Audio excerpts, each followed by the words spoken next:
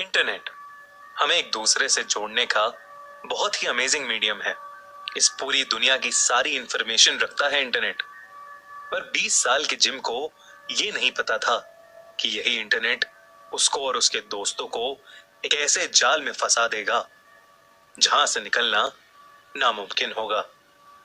वैसे तो gym USA के फ्लोरिडा सिटी में रहता था, पर हायर स्टडीज के लिए वो न्यूयॉर्क में शिफ्ट हुआ था और हर सैटरडे वो अपने दोस्तों से वीडियो कॉल करने के लिए पास के एक साइबर कैफे जाया करता था।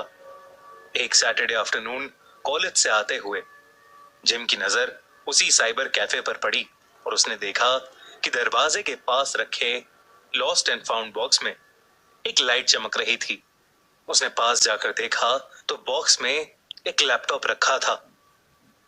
जिम को बहुत टाइम से एक लैपटॉप की जरूरत थी और लॉस्ट एंड फाउंड बॉक्स में पड़ा वो लैपटॉप देखकर उससे रुका नहीं गया और वो लैपटॉप उठाकर अपने घर ले गया।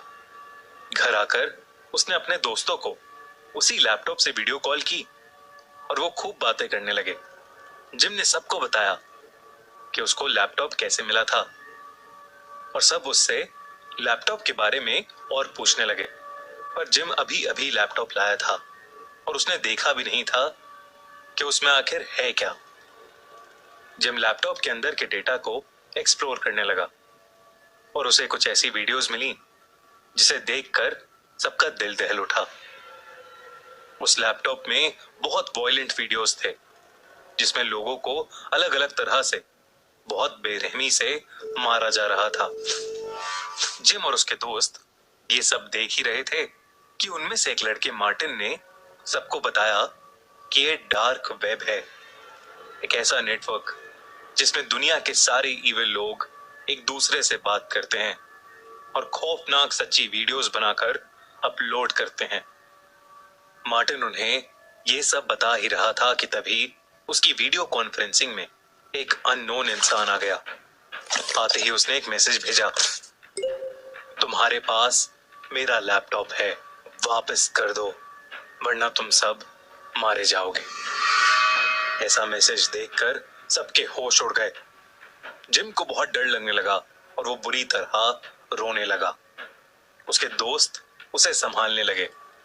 जिम को घबराता देख उसके दोस्तों में से एक लड़की जिम का मजाक उड़ाने लगी कि जिम ये सब उन्हें डराने के लिए कर रहा है। और तभी सैम का स्क्रीन फ्लिकर करने लगा और अचानक से काला हो गया।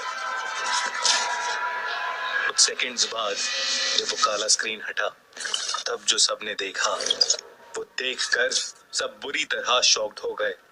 सैम का गला कटा हुआ था और उसकी गर्दन वही लैपटॉप के पास रखी थी। उसका मुंह नीला हो चुका था और आंखों से खून बह रहा था।